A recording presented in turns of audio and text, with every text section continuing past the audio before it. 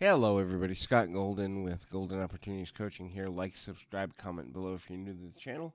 Today, we will be discussing things that contribute to the formation of serial killers, what can contribute to the mindset of such an individual, what can contribute to the social development of such an individual.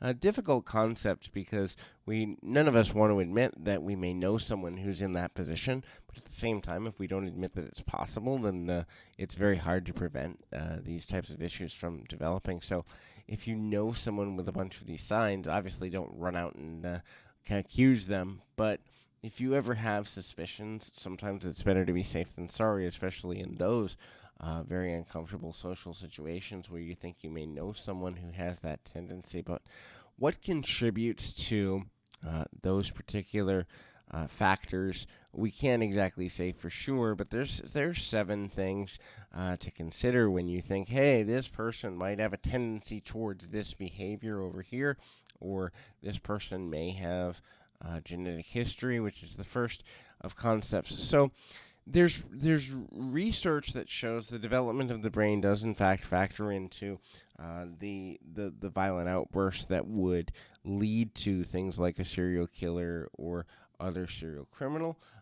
This is to say that the brain development, especially in certain areas dealing with emotions or lack thereof, impulse control in other areas, are developed differently than the individual who doesn't have those tendencies, doesn't have those fantasies, urges, or considerations on a consistent basis. Right? We all have probably had moments of anger or frustration where, hey, I want to kill this person, yada yada, enters our mind even for a fleeting second.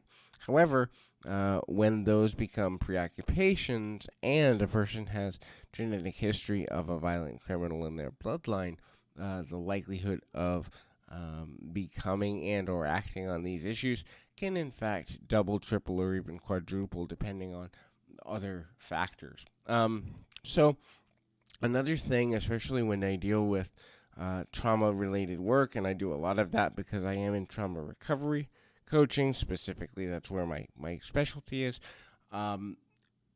If a person has gone through severe emotional, mental, or physical trauma at a young age and they do not receive proper treatment is the retelling of a new story within the brain that allows the interruption of synaptic function, which then leads to a development of or the unlocking of genetic codes, among other things, mental and emotional patterns, which contribute to negative thought in such a way that violent crime becomes a fixation. This can greatly increase a person's chances. So, if a person, for example, is raised in a constantly abusive or violent environment, and they have genetic coding within their family for criminal behavior, they are significantly more likely to wind up committing violent acts such as sexual assault, killing, physical assault, assault with a deadly weapon, etc., and so forth. This is in great part because the rationalization in the brain suddenly bypasses what is considered socially normal and instead jumps into the socially abnormal. But the logic for these socially abnormal behaviors and fixations is impeccable. In other words, a person who has that tendency towards violent crime can rationalize very quickly and almost instantaneously in a lot of cases behavior that is abnormal, but to them, for various reasons, is considered completely normal, and there is no correlation between, hey, just because this is socially unacceptable, I shouldn't be thinking about it, shouldn't be doing it, shouldn't be fixated on it. That normal or traditional bypass doesn't happen. Again, environment is another contributing factor. Environments of poverty, environments of severe social neglect, abusive environments, specifically severe threat continually of physical, mental, or sexual abuse in a consistent basis where trauma is left untreated can be a huge contributing factor. Now, that doesn't mean that a person who is raised by good parents can't become a violent criminal. In fact, they can, especially if they are the victim of bullying. And so that's why if you have a child who is being bullied, and I'm a super sensitive about this. If you have a child that's being bullied, making sure that they have received proper care, which means they are showing a range of emotions about the emotional assault or physical assaults related to their bullying. That range including finding peace with what has happened to them, expressing anger and sadness and fear and joy when maybe karma comes to get the bully, and all other range of emotions is essential to recovery. A lot of people live in this archaic mindset that, oh, well, I was bullied when I was a kid and I didn't grow up to be violent or whatever. Well, maybe not, but there's actual research that shows that where we are now, 30 to 40 years ago, the human brain is developing differently in the emotional cortex. And so today's kids actually, when the social commentary is made that today's kids react differently to bullying and social trauma, this is actually factually accurate.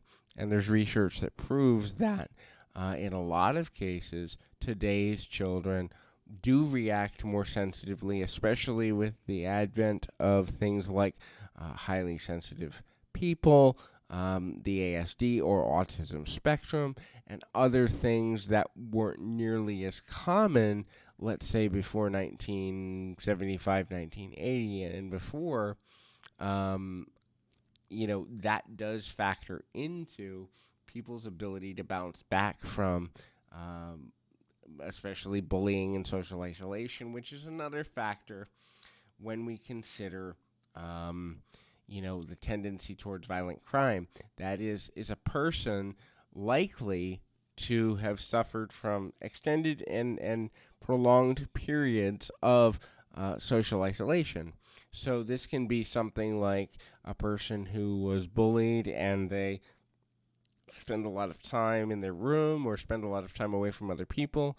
They don't seek out a lot of friendships. This can also be a person who spends a lot of time in nature by themselves, but they don't seek out, and here's the key, they don't seek out to build friendships.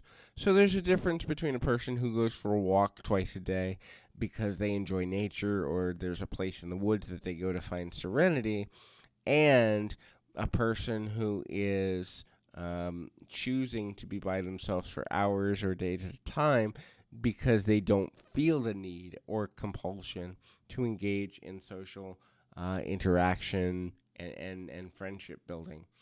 So the last of the three things I want to go over here is fixation of fantasy.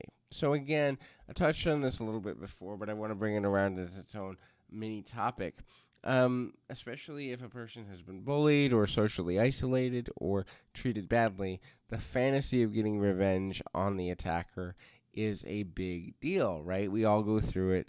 I can actually say, well, I don't have any tendencies towards, being violent now as a younger person because of the abuse and trauma I suffered, and because I sought out ways to get help for myself.